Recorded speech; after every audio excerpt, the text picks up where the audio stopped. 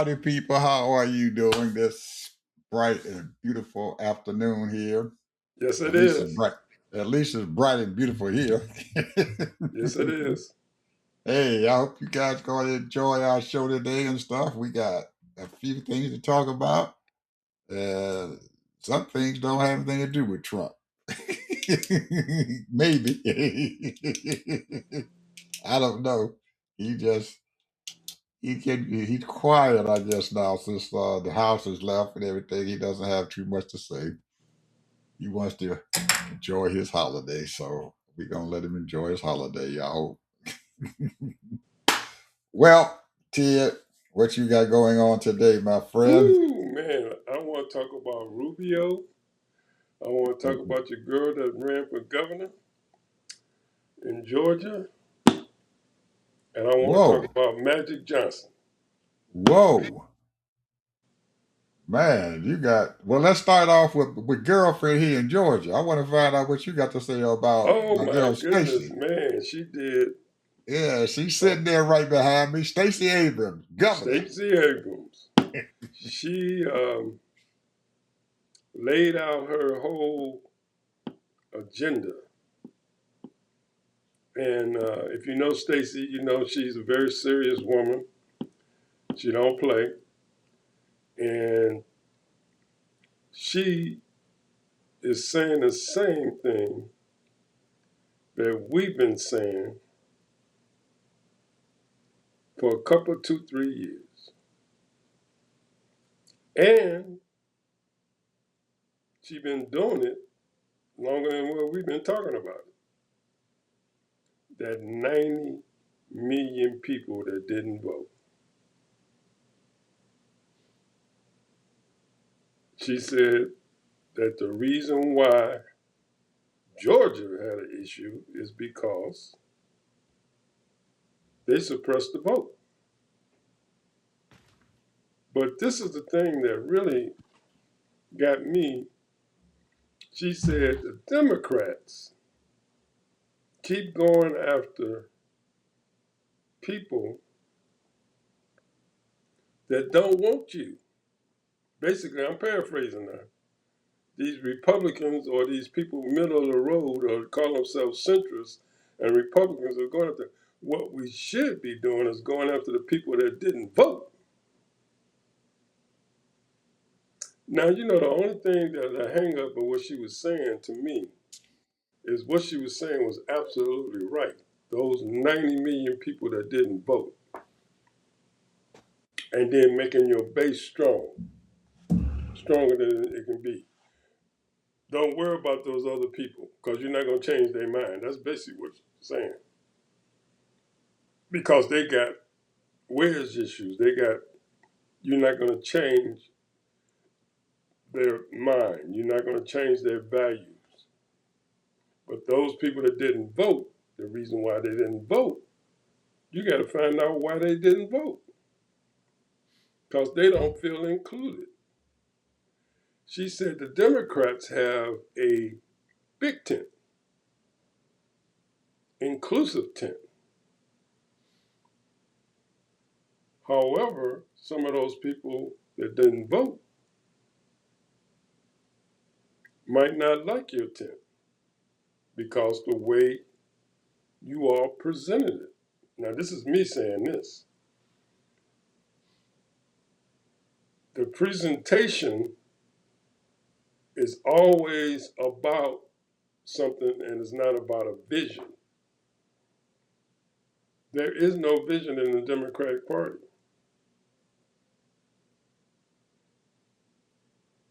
You know, same old, same old. We're going to have fun. We're going to get along with our friends and knock down our enemies and keep them and give them all kind of problems because they don't believe in democracy.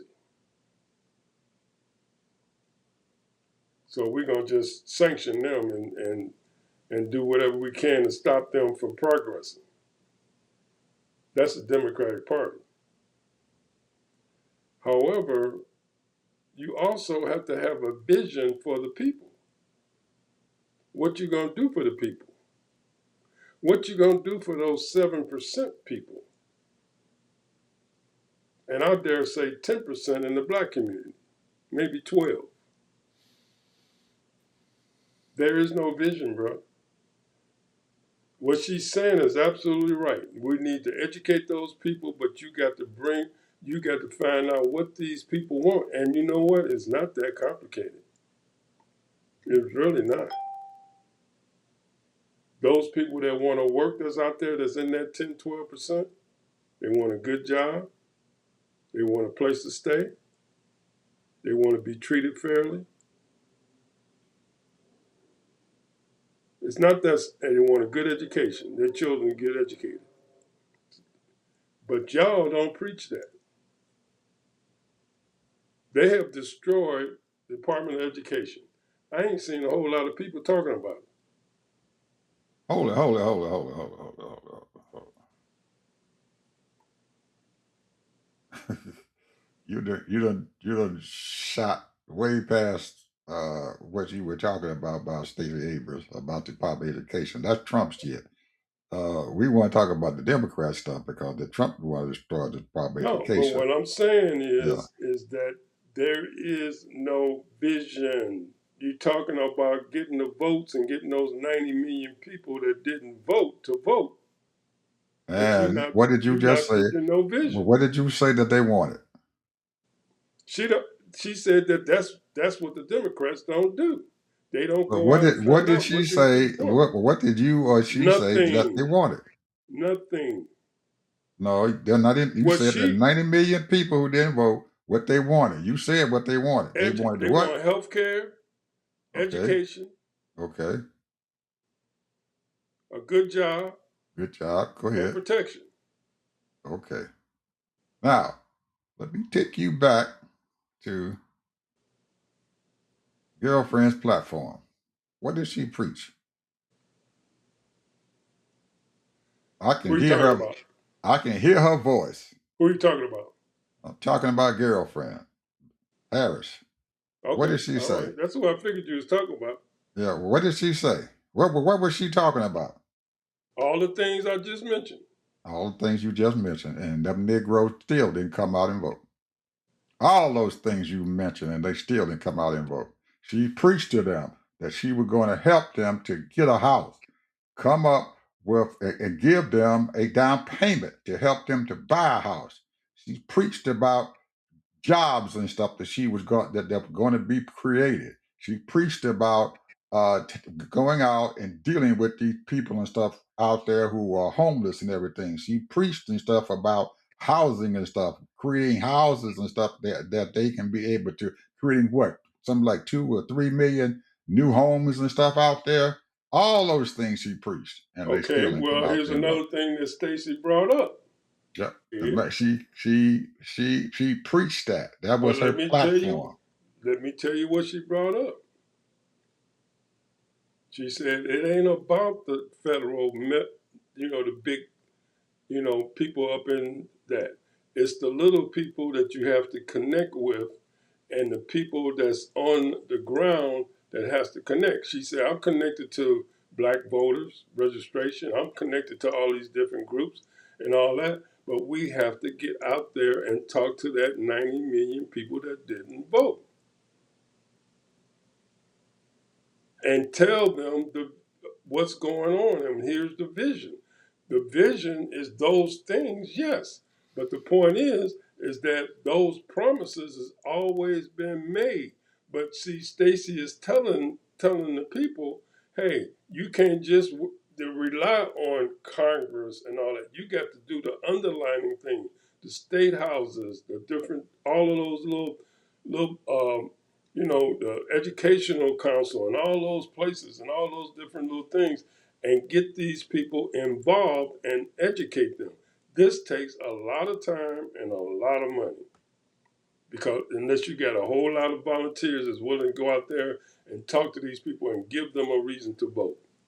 Because that 77 million that voted for Trump, you might have a maybe 7 million or 10 million maybe possible that might change their mind.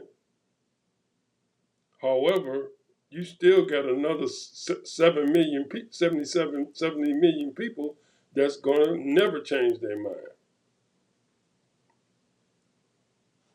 And the problem is that these Democrats don't want to go out and train these people, talk to these people, educate these people, and let them assure them this is our vision, what Kamala Harris brought to the table.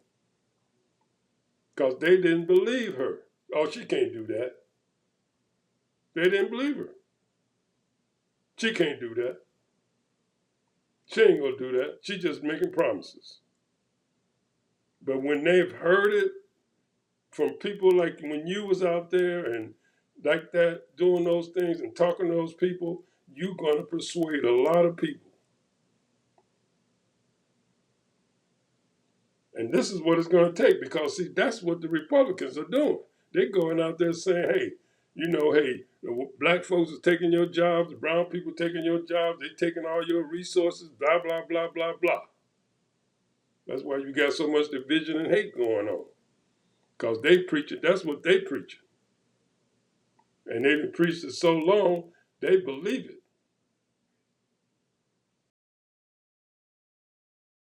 But that's a lot of work, Ed, knocking on doors, talking to people, getting people to come to meetings and all that stuff.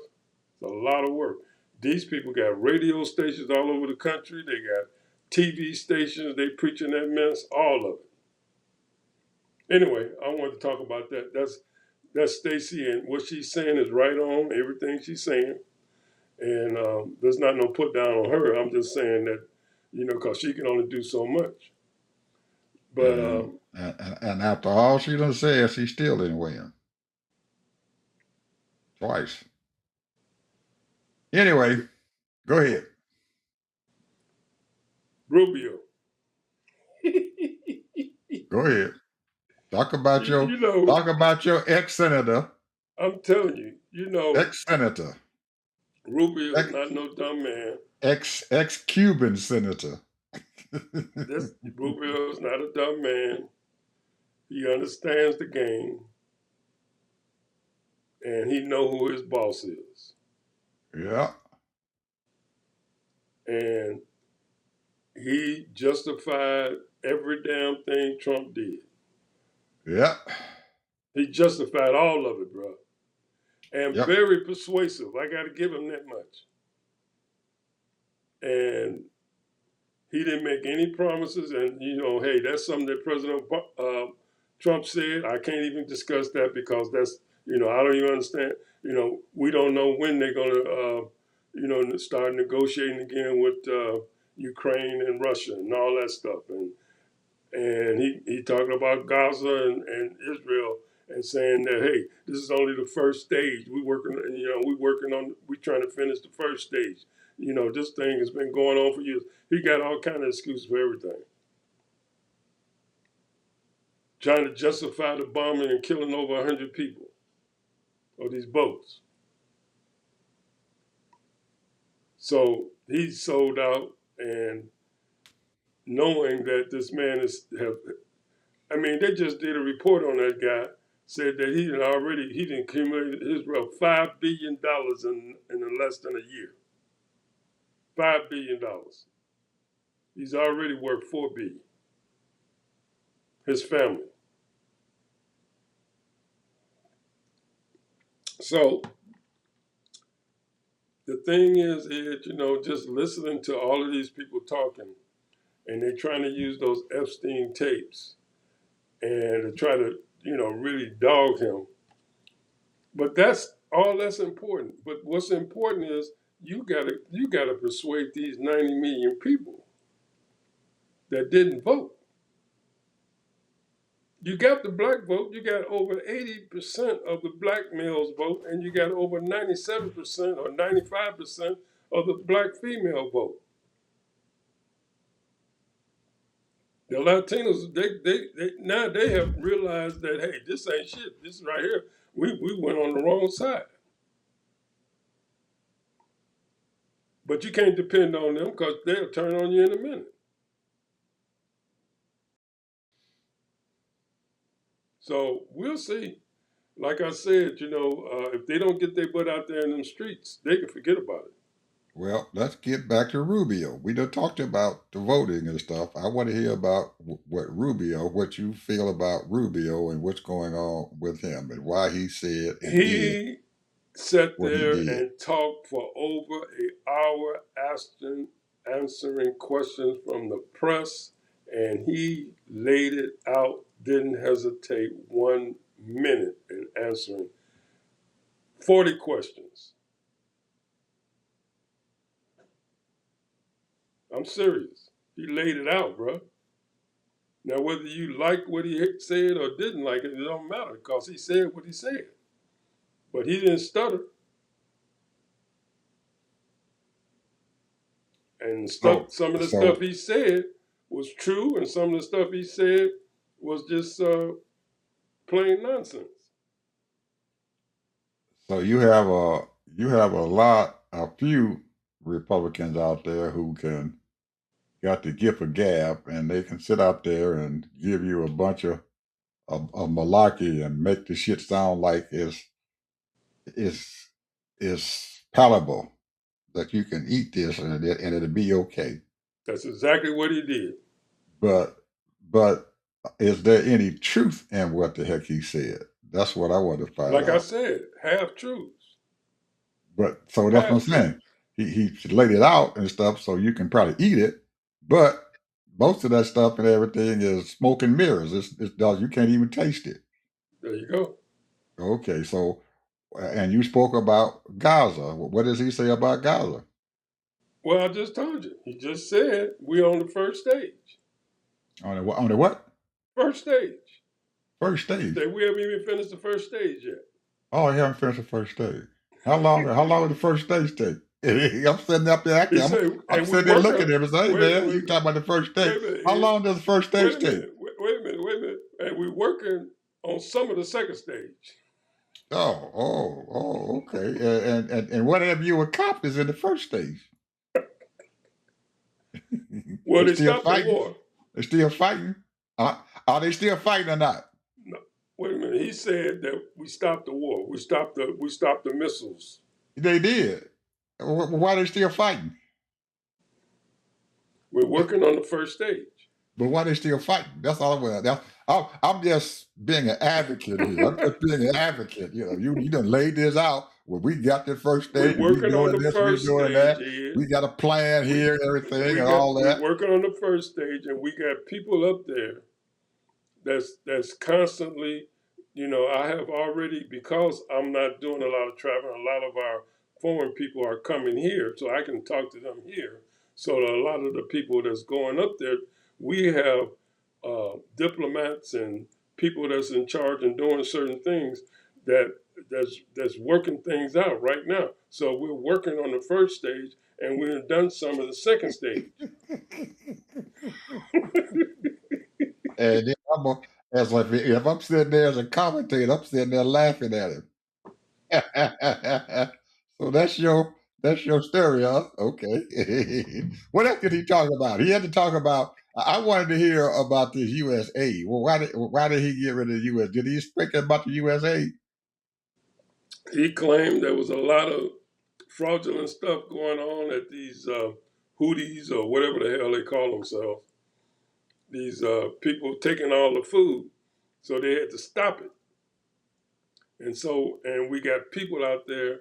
Not even the UN can stop them doing this kind of stuff. So we had to stop it so that we can be accountable for things that we have to send out there. Because I'm in charge of security. He's supposed to be a security council too now. He got two jobs: security and Secretary of State. So he Go said ahead. that, huh? Go ahead. So he said that what he's doing is he's waiting so that he can make sure that when we do ship food out there, we're able to ship food and it's going to get to the people. How you gonna do that if the Houthis are taking it? They've been taking the food for a long time. For many years, they've been taking the food. And so, what damage have you caused by doing that? You don't killed over 1 million people, but you taking the money away because there's some bull crap because And somebody's it was stealing money. only $8 billion They here. There ain't a program that we got out here in this country that somebody ain't stealing. I can't think of any program that somebody ain't stealing. They got the military contracts and people stealing every day. They got all kind of stuff going on. They got food stamps going on. Some people are stealing. They taking the food stamps, selling them for cash, getting money off of them. So hey, any program you get out there, somebody's stealing. So you can, and furthermore and stuff. When Medicare and Medicaid, people stealing. furthermore, any job, any company you got down there, you can go to Walmart and somebody's stealing. You can go to any place you go, somebody is stealing. The Jews and stuff got a thing that they got to say that they pay people 10% less because they're gonna steal the rest.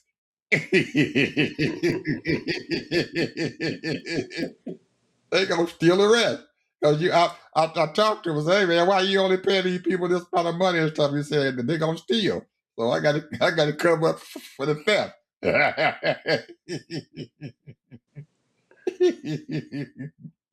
I got you remember Ted, we used to go down to Jewtown and walk into the store and get our stuff up there and everything, and that man sit around there and said, the first thing we gonna say after we got the bills and no tax, no tax. He gonna give us the no tax. Whatever he said, no tax.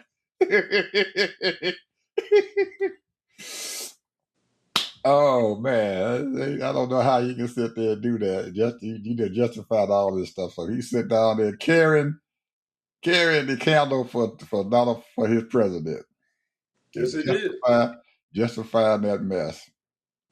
He said. Okay, He now said Trump. your third wheel, Uh, Magic Johnson. I Magic just want to tell Johnson, a story my about boy, Magic Johnson. my boy. Go ahead. You see my thing up here, Yeah, I'll say. Magic Johnson. Yes, sir. Well, I've only never met Magic Johnson, but I've been around Magic Johnson Okay. a couple of times. And one time I was in the office, I was working for Jerry Buss at the Forum, and Magic Johnson came on the other side of the office. That was one time. The other time, I walk in UCLA, and all these pros, Bill Walton, you name it, people were playing. Magic Johnson was playing at the time, and then Magic Johnson came and sat right by me, and I wanted to play, but I didn't ask to play because I was so enamored about all of these pro players. I was just watching them play, bro. And you know, some old timers, Marcus Johnson was there, and all kinds of people was there. So and so when he got, I've been a admirer of Magic Johnson ever since he was in high school, back in 78, 79, 77. And, I knew about him and watched him play, ended up getting drafted to the Lakers, I was ecstatic. But when he got AIDS, or he's supposed to have gotten AIDS, HIV and all that, I wrote a letter to who I knew, Michael Cooper, because I went to a couple of Michael Cooper camps. And I wrote him a letter about my Magic Johnson. And I was so hurt, man. I was like, man, I was just devastated. And when he stood up there and said that he's going to have to quit the Lakers, and I saw his first game that he played in the NBA, and also his first game that he played in the Summer League. And that year, I had a shot to make the Summer League, and I got cut. And Magic Johnson came and played with the Lakers. I was playing with the Lakers when I got cut, and So I came in and watched him play his first summer league game. He was playing against Roy Hamilton from UCLA. He scored 30 something points on Roy Hamilton in a matter of, I don't know, it was 2 quarters, 3 quarters, whatever it was. They sat him down and say, "You ain't got to come no more." I mean, he just took over that game, bro. And, you know, some people, man, just got it, bro. Some people just got it. And I was listening to some stories that people have been talking about Magic, about all the stuff that he's done, for so many people. And then also at the same time, I was coming up when I was living in LA when he first started going into business, and he opened up movie houses right there on Crenshaw Boulevard. They had a mall there, and he was trying to make it then. And then he started his coffee houses right down the street from where I live, with the collaboration with Starbucks. And he was a force, bro, to be reckoned with. You couldn't stop him. He was constantly on the move, constant. Even when he got AIDS, he was just constantly just. He's a special person, bro. Yeah, he was the spokesperson for AIDS for a long Yeah, time, yeah, and he um, he did what he had to do and stuff to conquer that disease. And if any person was able to do that, I guess he would. That's why he was the figurehead for the whole thing when it first came about. So he impressed a lot of people. He bulked up and everything. He worked out. He kept his body strong. And while he was doing that, he was out there making money, building an empire. yeah. Well, the I grapevine. Now I I don't I know. I was very impressed with the fact and everything that he had a son and everything who was gay, but he never let the fact that his son and everything had was you know he never let that bother him. He still was his son, and because at that time, man, if I would thought about it, I said, man, ain't nowhere in the world I'd have had to disown that rascal and stuff and everything because of that. But he didn't. He kept his son there and tolerated what went on. And I know his son a couple of times had some problems. He got into a wreck or something like that and everything, and people were saw him, but it was still his son, and he kept that thing going. I was impressed by that he did what he had to do and stuff for his family. And right now we don't even see his son at hardly at all.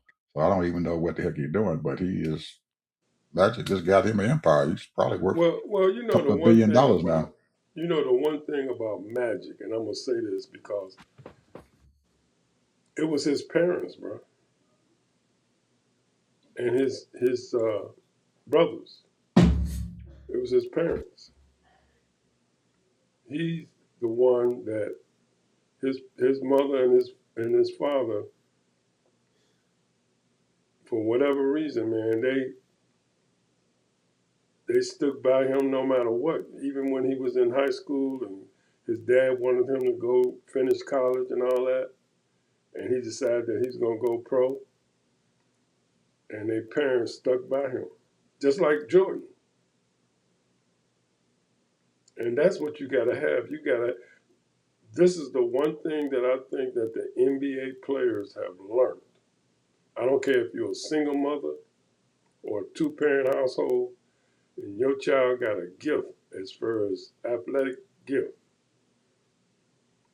You have to be with them and guide them and help them every step of the way. And that's what his parents did, his father and his mother. Same thing with Jordan. Same thing with Isaiah, his mother. And I can name probably 20 more, 25 more. Yep.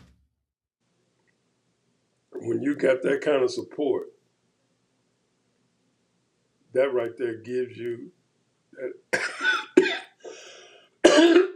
that extra. I used to tell Ed, you remember Ed Lee, just passed away a few weeks ago. My parents only saw me play twice. My I done parents played in never all saw kind of high school games, my basketball, my college parent games.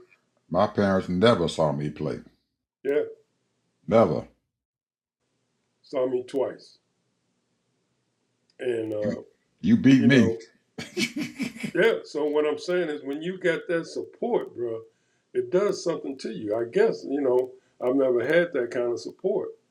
But, you know, just like Ed told me, he said his parents never saw him play. Mm-hmm.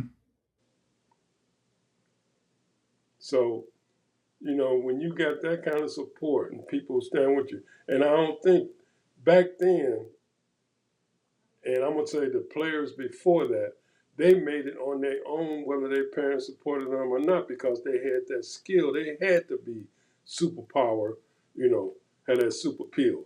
Bill Russell and all that, Wilt Chamberlain, all those kind of people. And maybe their parents supported them all the way. I don't know, but they never talked about it. All those great players back in the early '60s and Mm-hmm. that kind of thing. All we knew is that they were great players. Oscar Robertson, Oscar Robertson, Elgin Baylor, Elgin Baylor, on and on, bro. Wes Onsell, Yeah, all of them. Man, they had some ball players. Wes Unseld was the MVP of the league when his rookie year, and won Rookie of the Year and MVP of the league when he first came in the league. And you got Lou Alcindor, Oh man. Powell Memorial High School. Well, one thing we know that his parents was with him all the way. Yes, sir, because they sent him to a Catholic school there in New York, Powell Memorial. And most of the So folks, y'all, when we say Lou Alcindor, we talking about Kareem Abdul-Jabbar. that's right. That was his real name, Lou Alcindor, when he was in high school. Anyway, Ted,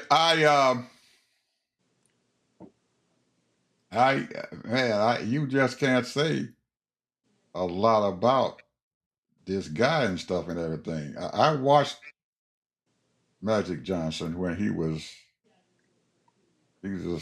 first year. He played for Michigan State, and he had man, who was that? Who was that forward and stuff Kelsey. who Kelsey. Chelsea? Yeah, they Greg all came Kelsey. together. And the next year, in his sophomore year in college and stuff, he won the national championship. Greg Kelsey, that was his name. Yes, sir. Shooting forward.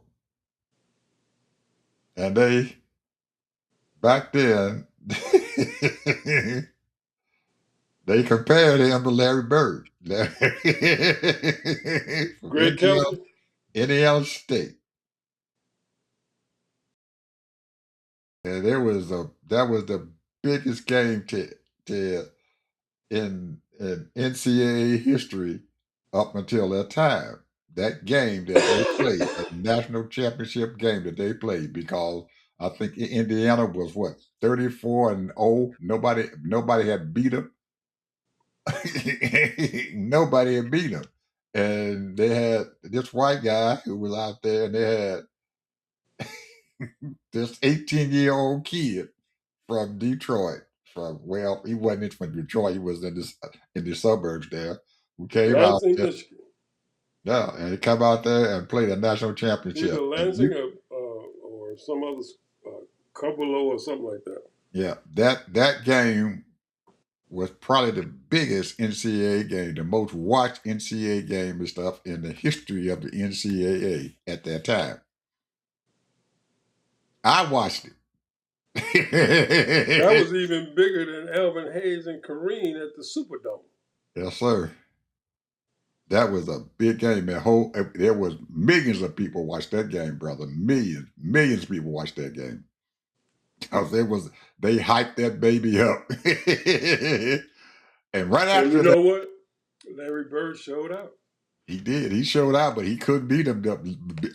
Magic still brought him in. Him and Greg Kelso. He still brought him in and won that game.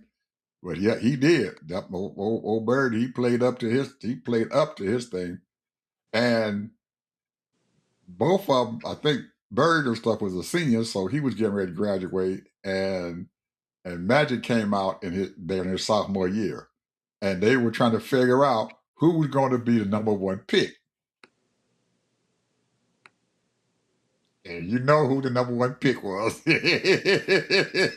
No, well, here's the deal. I don't know if you knew this or not, but Larry Bird was eligible to be drafted, and Boston had already claimed him. So Magic Johnson was the number one pick.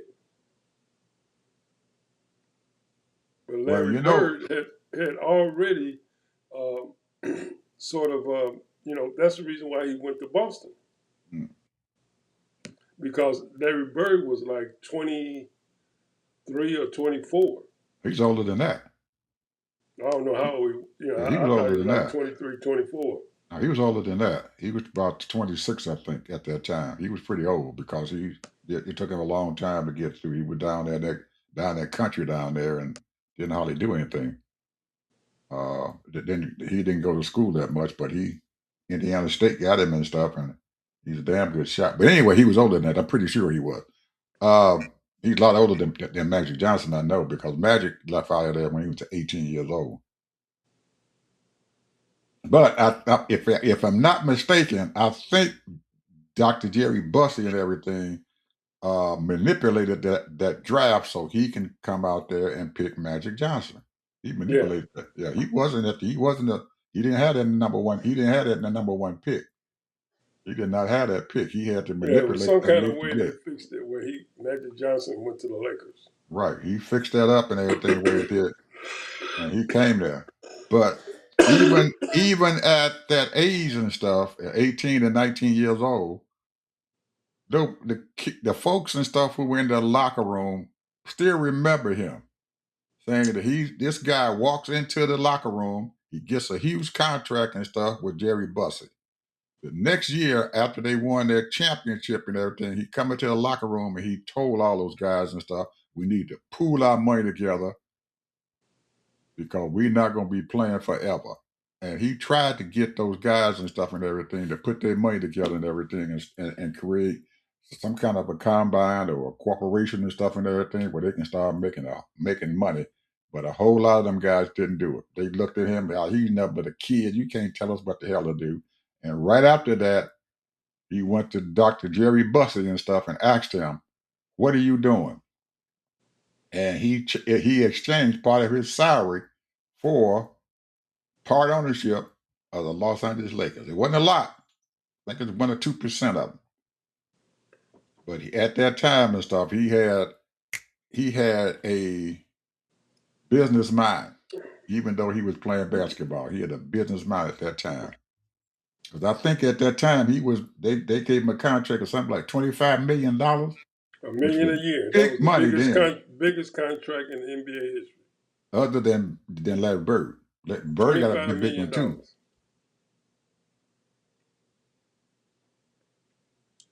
But I was impressed with him even at that age and stuff and everything. He just Well, he tells a story about him and Isaiah.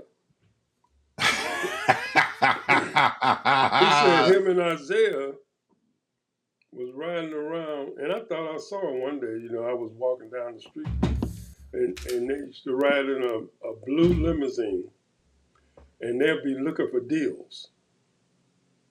And they found a deal at a radio station. They bought the radio station. Him and Isaiah. Mm-hmm. So him and Isaiah was all about business. We're gonna take this basketball and use it to our advantage. So they advanced because they had seen all those many years and stuff. And I know, like you said, his parents and stuff had groomed him.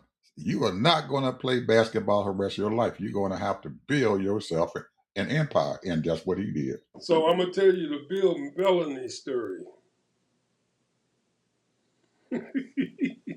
Go ahead. So Bill Bellamy was on YouTube. He told a story. He said Magic Johnson was calling everybody. I want you to schedule these days, no matter what. You got to be there and break these days so that you can make sure you be there. You ain't got to pay for nothing. I'm gonna pick you up and fly you to where we going. This is Bill Bellamy, the Mm-hmm. comedian. Mm-hmm. And so Magic, he said, I'll call you back later and I'll give you the dates. I don't want nobody to know nothing about this. This was for his anniversary for his wife. 25 years. Mm-hmm. Magic Johnson flew out every famous black person that he loved. You name it, they were there. And he flew them out, they didn't have to pay for nothing. Somewhere in Paris, France, somewhere. France, somewhere. he had 3 yachts. All the food was immaculate. The service, everything, free. So he had these famous uh, people that perform in circuses, and they came from somewhere everywhere out of the sky, and they was doing all kind of stuff in the air, and they was bringing down the ring. And he said that ring was so damn big for Cookie, it was ridiculous.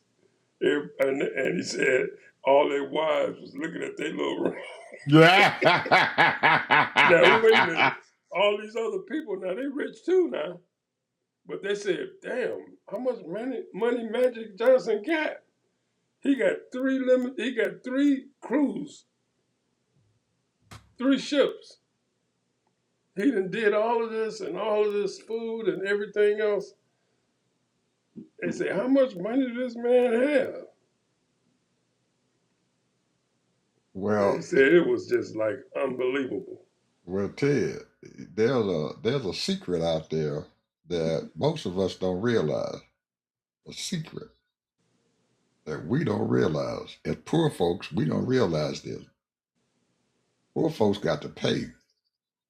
Rich people don't pay for shit sometimes. People give them stuff and everything because they want to be associated with them. So I would bet that maybe them yachts and stuff, somebody lent him them daggone yachts and stuff, and then how they charge him a dime for it because he got money. They want to be associated with Magic Johnson. All he had to do was call up people. Look at my boy who he's the head of Tittle and stuff and everything in New York. Beyonce's old man. He just calls up people and stuff and everything, and they do stuff. That's the thing with rich people.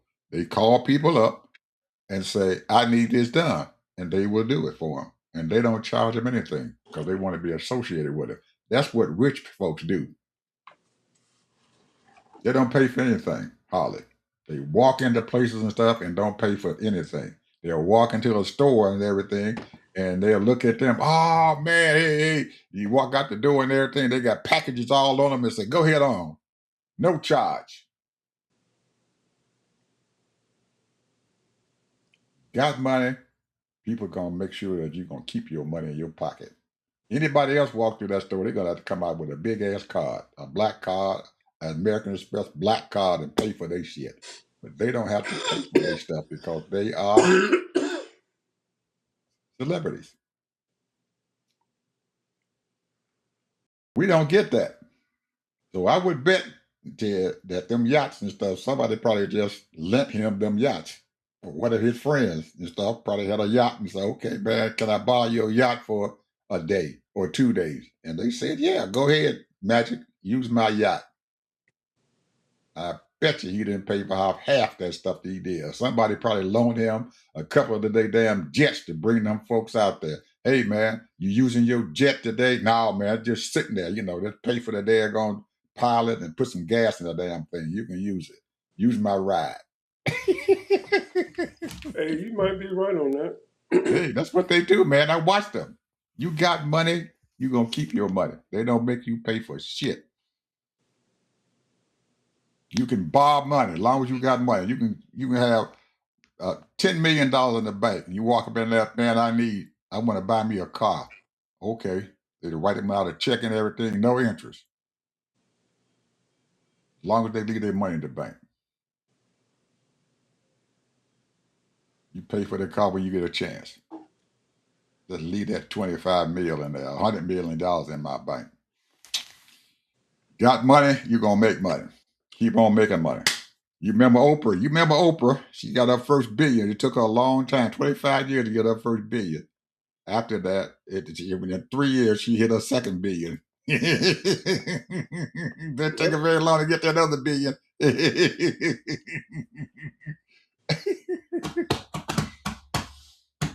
Got money, you're going to get money. People going to give you stuff. You ain't got to worry about it. So, I enjoyed the story about Magic Man. He's actually a model and stuff, Ted, for our athletes today. He is a model for them to build themselves something and stuff that is going to be worth something, because you're not going to be able to play sports for the rest of your life. We're looking at something and stuff now that didn't happen when Magic and Isaiah Thomas and even Bird was in college or whatever. They're paying these kids and stuff to play sports. They got a kid who plays for, I think, the University of Missouri or something. He's a quarterback. Pretty good kid on a bad team. Guess what they're getting ready to pay him that they said that he's going to pay him? He's looking at $3 million wherever he wants to go. That NIL going to pay him some money to go to some big school. $3 million, which is a lot of money for a kid that's going to college. So, in essence and stuff, we are seeing that and stuff all over college sports, basketball, football. We're seeing it. People are paying these kids to come out and play. So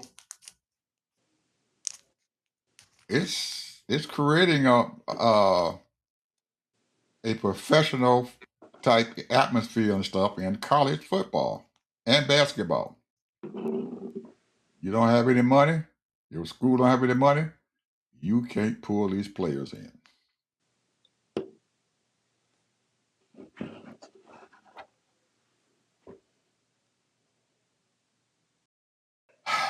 But Ted, they have to get the kid. They have to pay them kids something. I didn't know it was going to be like this, but they are.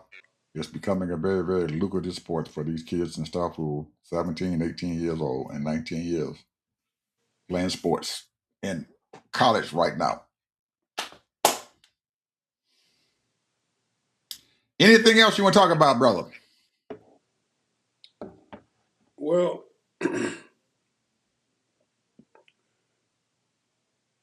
I'm still trying to figure out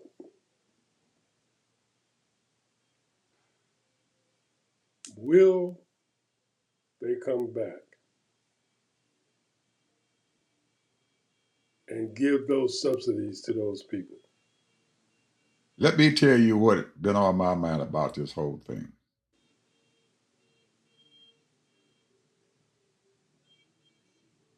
The Speaker of the House, and probably some of his other folks who are their leaders and stuff and everything, are hoping and praying that they don't get a big backlash from these folks who are losing their insurance. If they don't get a big backlash, they're going to come back and they ain't going to do anything about it. And they're hoping and praying that they can't do it, because really, actually, Ted,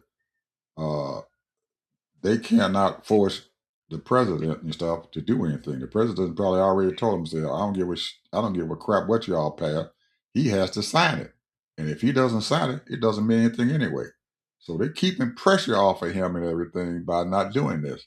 And I think that they're hoping that come January the 1st, when this stuff hit the fan and these people got to get their insurance and everything, if the backlash is not too big, when they come back on the 10th or 11th or 12th of January, if that backlash from their people, their constituents, is not real big, they're not going to do anything about it. They're going to continue to go head on and allow these folks not to have insurance. Because Ted, you know what's getting ready to happen? Not only the subsidies is there, is all screwed up. You got food stamps that's all screwed up. You got Medicaid that's all screwed up. That they getting ready to shut down a whole bunch of stuff. It's a mess out there. It's gonna be a mess come January. A big mess. We're looking down a black hole and stuff and everything that I don't believe that these Republicans and stuff gonna be able to get out of. We're gonna see. I'm gonna see. I'm just sitting there waiting because I guess my family and stuff had decided to go ahead on and pay that damn increase and stuff and everything, keep on going because we need it and stuff. When you get as old as we are, our health insurance is very important. We can't afford to pay for a whole lot of stuff and everything, heart attacks and whatever. A matter of fact, Ed, I didn't use my stuff up. They done took care of my knee. I got a $80,000 knee down there.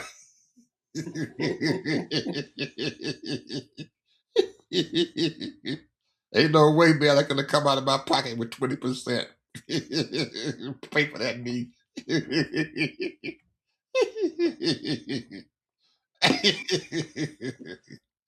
So, hey, pay it monthly, and we're gonna continue to use it because my other knee like to go out, or my arm, anything. Shit, these bones is wearing out.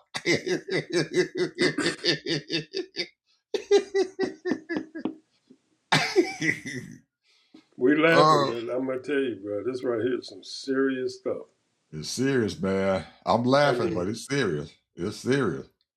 but I'm I'm looking telling at you, this right here I'm is some serious stuff. I'm looking at Ted. We got at least 2 or 3 of our family members and stuff, man, that's in a nursing home. And we don't know if they're going to be able to stay there or not. Don't have any idea if they're going to be able to stay there or not. They may get put out or they're going to shut them down. We don't know. We'll have to see. Anyway, folks, we got what? A couple more days here and 6 more days.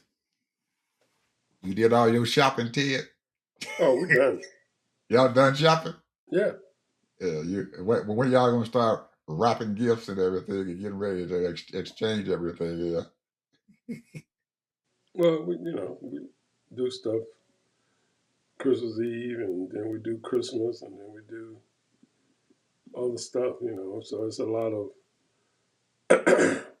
festivities that we'll do in the family, and it's going to be good to be around family and enjoy.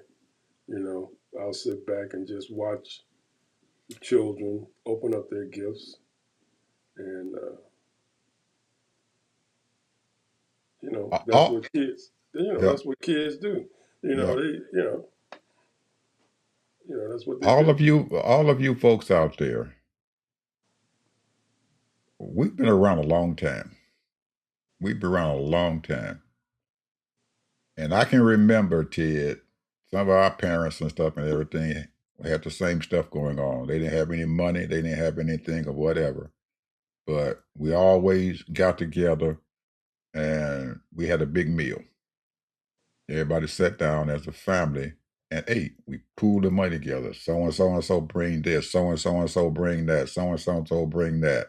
which took the burden and stuff off of one family taking care of everything and have to feed the family. So you get together people and stuff. Sometimes you can get your family members and stuff together and stuff and everything, and you all can enjoy Christmas together. Everybody bring a dish and sit down and enjoy yourself. And we didn't have a lot of money to buy gifts and stuff, so what we did was we exchanged gifts. Everybody had they pulled out a name out of a hat and everything, and so we bought that person a gift. So everybody got a gift and everything, and nobody had to worry about spending a whole lot of money for gifts. And it was enjoyable and stuff, doing that. So sometimes you have to do unorthodox things and everything to make everybody happy and make it Yeah, because a nice Christmas. spending $2,000, $3,000 for buying everybody gifts, that's ridiculous. That's ridiculous.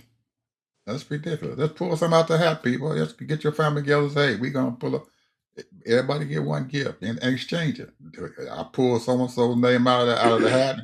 That's the only person I got to buy a gift for. That keeps the pressure off. So Well, anyway, what we do is we go through this website, and it periodically picks who your gift person is, and then they tell you what they want,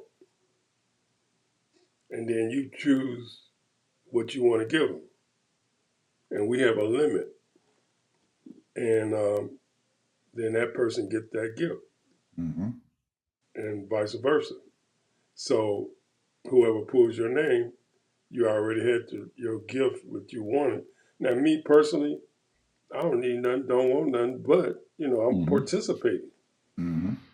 So, and that's what people want to do. They want to give, they want to give somebody a gift, and the children is different. If you look kids, 13 under, 14 under, 15 under, wherever still in high school, then all of them get a little something from everybody. So you just sort of kind of, and it don't have to be the parents, they might want to spend a couple hundred, $300 per child or whatever. But the point is that they get gifts from their grandparents, they get gifts from their aunties or their uncles, and that kind of thing.